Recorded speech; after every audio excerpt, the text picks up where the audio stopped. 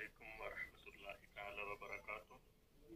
مفتیان کرام کی خدمت میں یہ سوال گزارش ہے کہ یہ رمضان المبارک میں جو زکوٰۃ ادا کرتے ہیں دکاندار حضرات، تو دکاندار حضرات کا جو قرض باہر ہے جو لوگوں سے بھی وصول کرنا ہے، کیا اس پہ بھی زکوٰۃ ہوگی یا موجودہ مال جو دکان میں ہے اس پہ زکوٰۃ ہوگی؟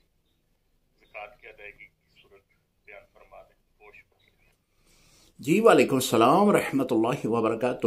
آپ کا سوال زکوٰۃ کے بارے میں، دیکھیں زکوٰۃ جو ہے، جو رقم آپ کے پاس موجود ہے اس کے اوپر یا پھر جو مال تجارت آپ کے پاس ہے یا پھر جو آپ صاحب نصاب میں، تو جو بھی نصاب کی صورت آپ کے پاس موجود ہے اس پر زکوٰۃ ہے۔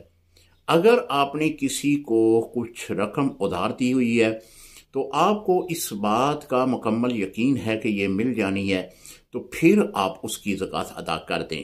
اگر آپ کو یہ شک ہے کہ یہ رقم مجھے نہیں ملے گی، تو پھر آپ اس زکوٰۃ کو مؤخر کر دیں۔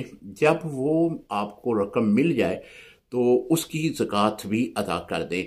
وہ 2 سال کے بعد ملے تو 2 سال کی زکوٰۃ ہوگی، وہ 1 سال کے بعد ملے تو 1 سال کی زکوٰۃ ہوگی۔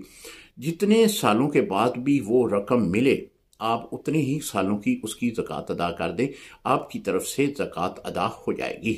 السلام علیکم ورحمۃ اللہ وبرکاتہ۔